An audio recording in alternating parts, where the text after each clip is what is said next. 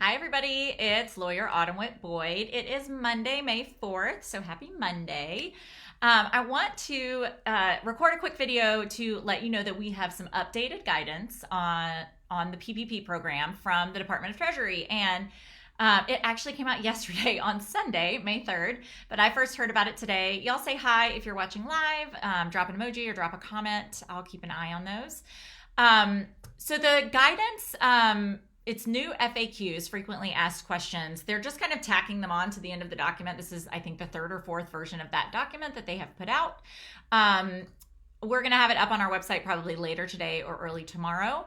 And there's a bunch of different questions, but for my audience, small business owners with online businesses, the most interesting change or new information, and this is a pretty big change, that came out is about what happens if you lay off an employee, or if you, in the past, leading up to this, have laid off an employee and now you've gotten a PPP loan. Because you may know that there are requirements with the PPP program to be forgiven.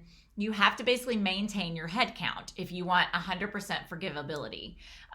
So it doesn't have to be the exact same employees. You could fire someone and just bring someone new on your team. But the forgivability rules start reducing your forgiveness if you reduce your headcount. So if you have questions about this, I will say I've gotten a couple questions about this. It is really business specific, so I cannot give a kind of one size fits all question because it gets into full-time equivalents, and a lot of us have part-timers. So there's some math that you have to do to see if you have 3 people working 15 hours and 1 person working 20 hours, how many full-time equivalents does that equal? And if you change, maybe you had 3 part-timers and now you have 1 full-timer, that may or may not be a change in your headcount. But this has come up for a lot of people. The specific question that has come up in the new guidance is, I'll read it to you. Will a borrower's PPP loan forgiveness amount be reduced if the borrower laid off an employee, offered to rehire the same employee, but the employee declined the offer? So we have heard about this a little bit. I talked about it in one of my videos last week, where we see this is especially true for lower wage earners who maybe are collecting more on unemployment than they were making at their old jobs, especially for part-timers. I actually have a good friend who works at a restaurant, and so not a super high earning job, and she was part-time. So she is now collecting a significant amount more on unemployment with the extra $600 a week that the federal government is chipping in. That's way more than she was making a week at her part-time restaurant job. So this will come up where you may have restaurants or other employers who need to bring back their staff to meet these PPP requirements. They offer to rehire them after laying them off, and the employee declines the offer. So what happens? Well, we have news on this, and it is not what you might think. So the original thought was you had to build back up your whole headcount. And if the same employee declined the offer, you basically had to bring someone else in to replace them, even if you didn't necessarily have work for them. So a lot of restaurants here in Chattanooga, where I live, they're only allowed to be operating at 50% capacity. So they don't really need their whole staff. So they're essentially having to pay people, if they took PPP money, they're having to pay people to stay home because they don't have work for them. But here's what the answer to this FAQ says. So will the forgiveness amount be reduced if the borrower laid off an employee, offered to rehire them, and the employee declined? And the answer is no. So you basically will not be penalized in your forgiveness if you offer for someone to come back and they say no. But here's the trick.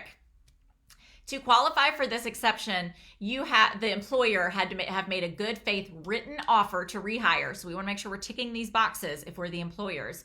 And the employee's rejection of that offer must be documented by the borrower. So ideally, maybe the refusal would be in writing also. This may be something you want to do by email if you want to have everything really clean. It could also, I think, just be a memo to file after you extend the offer and the employee says no thank you. But this is the other note, which I think is an important one, is employees and employers should be aware that employees who reject offers of reemployment may forfeit eligibility for continued unemployment compensation. So the way unemployment compensation works is you have to be actively seeking work.